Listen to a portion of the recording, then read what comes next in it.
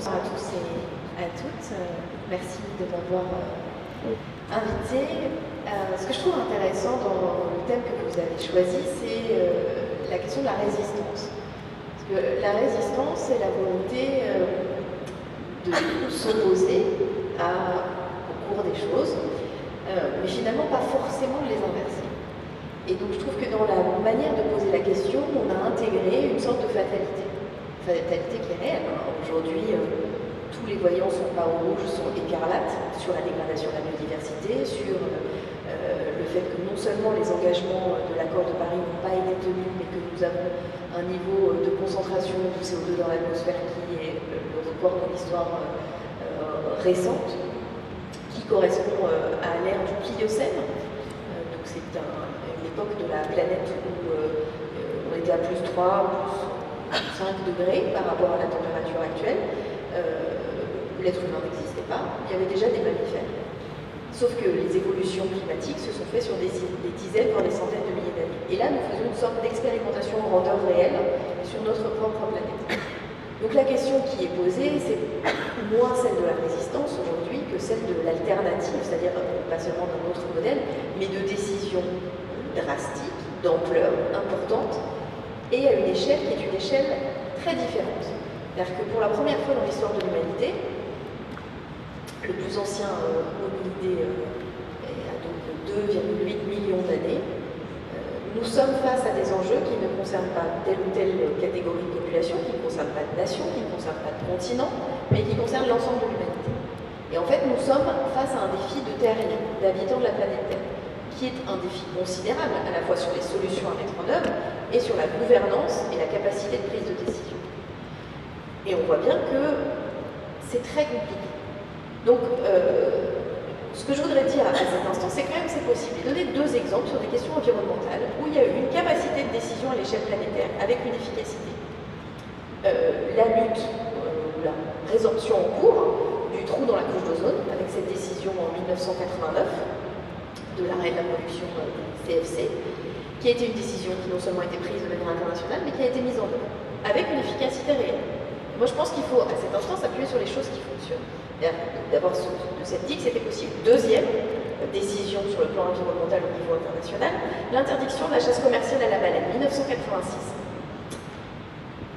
Là aussi, à part deux pays qui ont continué mais qui n'avaient jamais vraiment ratifié, un certain nombre de populations, en particulier les cachalots, se sont reconstituées. Pour la baleine bleue, c'est plus compliqué.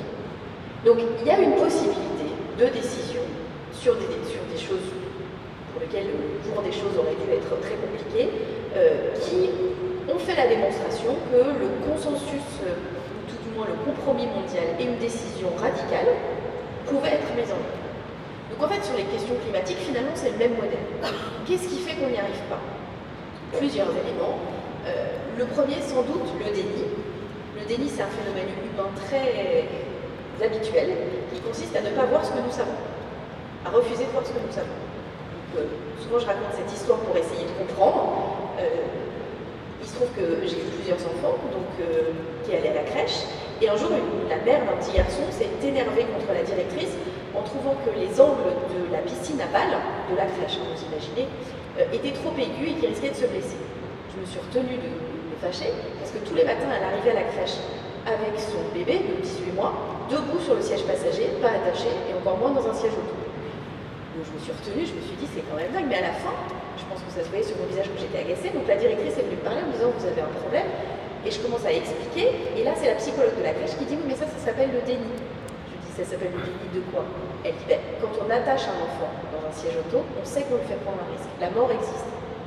Quand vous n'attachez pas votre enfant, en fait vous faites comme si ça n'existait pas. Au fond de vous, vous savez, mais quand même c'est un acte presque volontaire pour dire que ça n'existe pas. Et c'est pour ça que c'est pour répondre un peu à la provocation sur l'issue, tous ceux qui annoncent une issue qui est finalement assez probable, et qui peut être assez probable que ce soit l'effondrement, des multiplicités de catastrophes, les chiffres qu'a documenté Oxfam, plus 100 millions de personnes qui vont basculer dans l'extrême pauvreté d'ici 2030. 2030 c'est demain, c'est dans 11 ans, à cause du dérèglement climatique. Tout ça, ça paraît pas réel, parce qu'on n'a pas envie que ce soit réel. Donc, de mon point de vue, le chantier essentiel, c'est de dire qu'est-ce qu'on pourrait faire autrement. C'est-à-dire refuser la fatalité, refuser qu'il n'y a rien à faire et que c'est trop important, en disant 3 choses. 1, c'est techniquement possible. C'est-à-dire qu'aujourd'hui, les solutions techniques, le dernier rapport du GIEC l'a montré, c'est très compliqué, il faut effectivement garder l'intégralité des ressources fossiles dans le sol, etc. Mais c'est possible. Mais il y a des moments où c'est pas possible. Par exemple, il y a des choses qui sont possibles, il y a des choses qui ne sont pas possibles. Si je dis que l'intégralité des personnes présentes dans cette salle, pour sauver la planète, doivent grimper à main nue jusqu'au sommet de la voûte, on ne va pas y arriver. Donc on peut se dire là, il n'y a pas de solution. En fait, c'est moins compliqué de s'attaquer c'est plus facile de s'attaquer au dérèglement climatique que de réussir à tous monter au sommet de la voûte à main nue. Ce que je veux dire, c'est qu'il faut aussi se sortir de l'idée que tout ça est trop compliqué, trop loin, trop éloigné, trop impossible. C'est techniquement possible, c'est politiquement possible. Parce qu'en fait, ces décisions-là, elles peuvent être prises. Il n'y a rien qui empêche qu'elles soient prises. Et c'est sûrement, et c'est le troisième élément, parce qu'il n'y a pas ce rapport de force qui est créé sur les politiques et sur leur capacité à décider, qu'il n'y a pas cette mise en œuvre. Mais ceux qui ont la décision, c'est ceux qui ont la possibilité d'agir. Et à cet instant, je veux dire, parce que le sous-jacent qu'on peut entendre dans la question, c'est de dire, en fait, on pourrait faire des petites communautés à part où on vit totalement, de manière totalement non impactante sur l'environnement, avec zéro déchet, zéro émission. Mais en fait, même si on était 10%, même 20%, à vivre de manière absolument idéale par rapport à l'équilibre de la planète, ça ne résoudrait pas la question. Et encore moins dans une population, dans une planète, 1, très fortement urbanisée, 2, très inégalitaire. Ce sera la fin de mon intervention. Je pense que si nous n'y arrivons pas, et si nous n'avons pas encore réussi à mettre en œuvre ces solutions, c'est qu'on attaque la montagne de la question climatique uniquement sous l'angle environnemental. Alors qu'en fait, ce qui a déréglé nos sociétés depuis 200 ans à peu près, c'est 2 choses. 1, de consommer les ressources naturelles sans laisser à la Terre la capacité de les reconstituer. L'exemple le plus criant étant les ressources fossiles et en premier lieu le pétrole. Et alors que pendant 2 800 000 ans, on avait vécu de manière assez équilibrée par rapport à ça, en respectant le rythme des saisons, ce que la nature pouvait fournir. Et la deuxième, c'est la question des inégalités. On vit sur une planète de plus en plus inégalitaire entre le nord et le sud, mais au sein même des sociétés, et qui trouve du coup, peut-être que je parlerai plus tard de la taxe carbone, donc là je vais m'en arrêter, assez insupportable qu'on demande des efforts à ceux qui sont les principales victimes. Parce que c'est la chose la plus édifiante du dérèglement climatique. Inégalité dans les causes, inégalité dans les conséquences. Qui sont les principaux responsables? Les plus riches. Les 10% les plus riches de la planète émettent 50% des émissions de gaz à effet de serre. A l'inverse, les 50% les plus pauvres émettent 10% des émissions de gaz à effet de serre. En revanche, ce sont eux qui vivent en particulier en Afrique sahélienne ou dans l'Asie du Sud-Est, qui vivent les premiers les conséquences du dérèglement climatique.